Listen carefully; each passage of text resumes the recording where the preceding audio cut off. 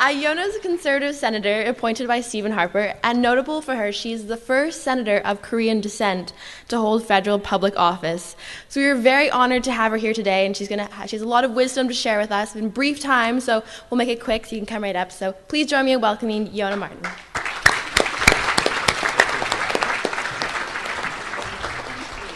Thank you.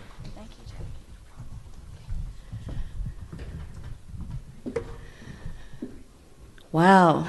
Good morning, friends. And thank you so much to Jackie and his very, very impressive colleagues who have organized this morning for us to gather together and really share and exchange ideas. And I can say that as a former teacher, that I have learned so much more from my students that I think I imparted on them. So I know that today will be both educational and inspiring for all participants.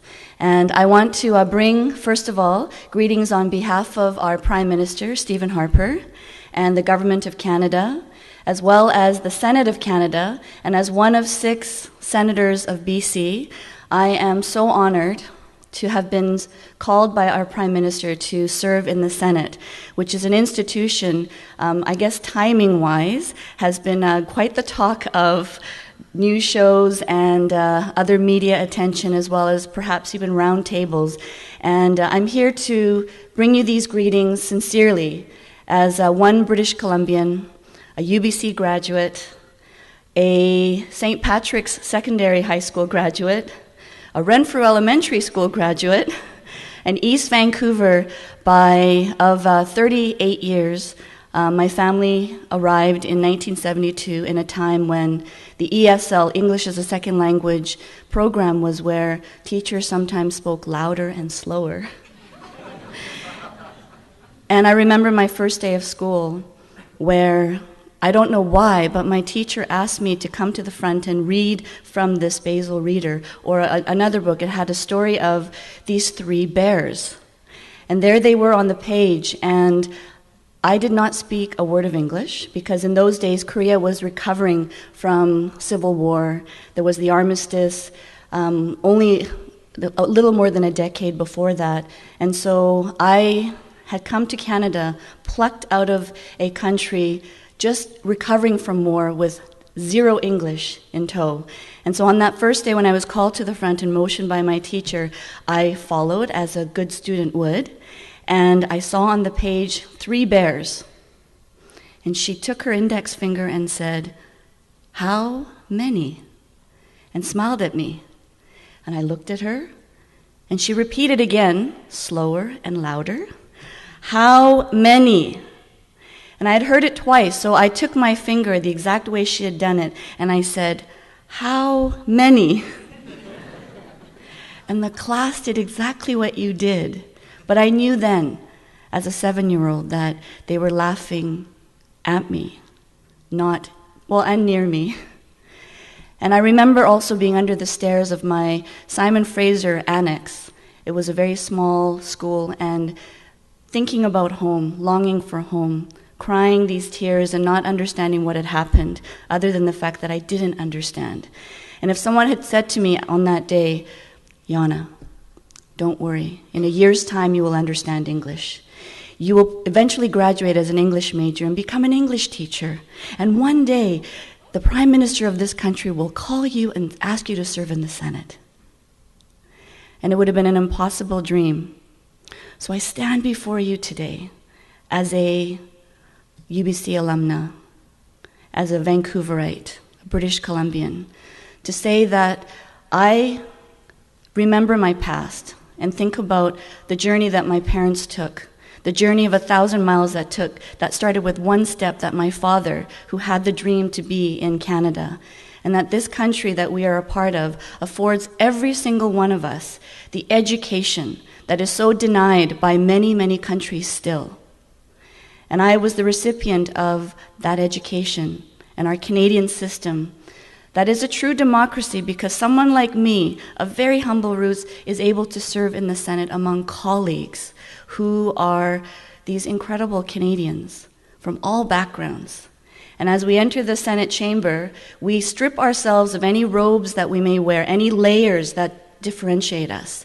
So we strip ourselves of any gender differences and strip any difference that separate from degrees or the number of zeros after in our bank account. We go in with all these differences aside as just senators. And we each have one vote, just as you and every one of you in this room have one vote in this democratic system. So my time in the Senate has allowed me to reflect on this journey that I have taken.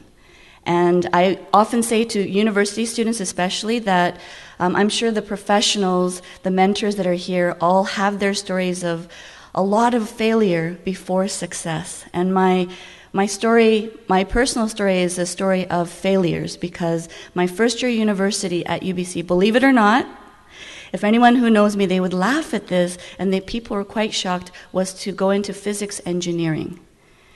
And it was not what I was meant to do at all, because in my second year, when I was looking around desperately to change majors or change concentrations, no other faculty would accept me at that time except education. But when I changed and went to my first classes, it was like being back in the water, a fish out of water, because it was exactly where I was meant to be. So I say to all of my students, never be discouraged, because you try, and if and when you fail, because all of us will at different times in our lives, another opportunity, or what you think is no choice at all, because I didn't have a choice but to go into education, was exactly the road that opened up for me. And I also want to say to all of you, many of you, if not all of you, will pave your own path. Do not go where the path may lead, but go instead where there is no path, and leave a trail. You will be trailblazers. You will be the bridge makers.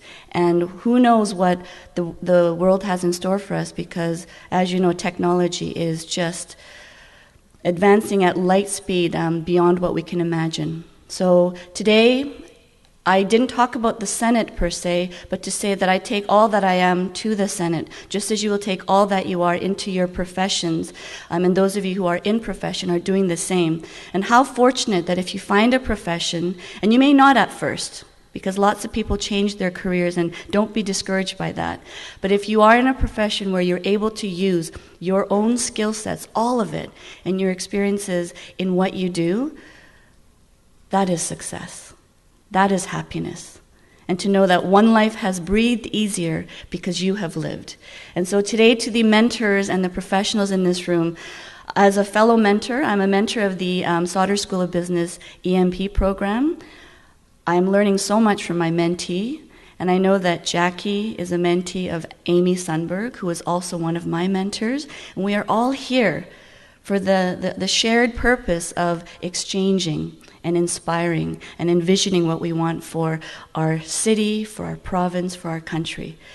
So I would be remiss not to mention the 2010 Olympics, which is soon arriving, and all of us, that we are welcoming the world. So on behalf of our Prime Minister, our Government of Canada, I want to thank you for everything that you are doing, all of us here today that are giving our precious time. So thank you so much to the organizers for giving me this opportunity to say hello to all of you. Thank you.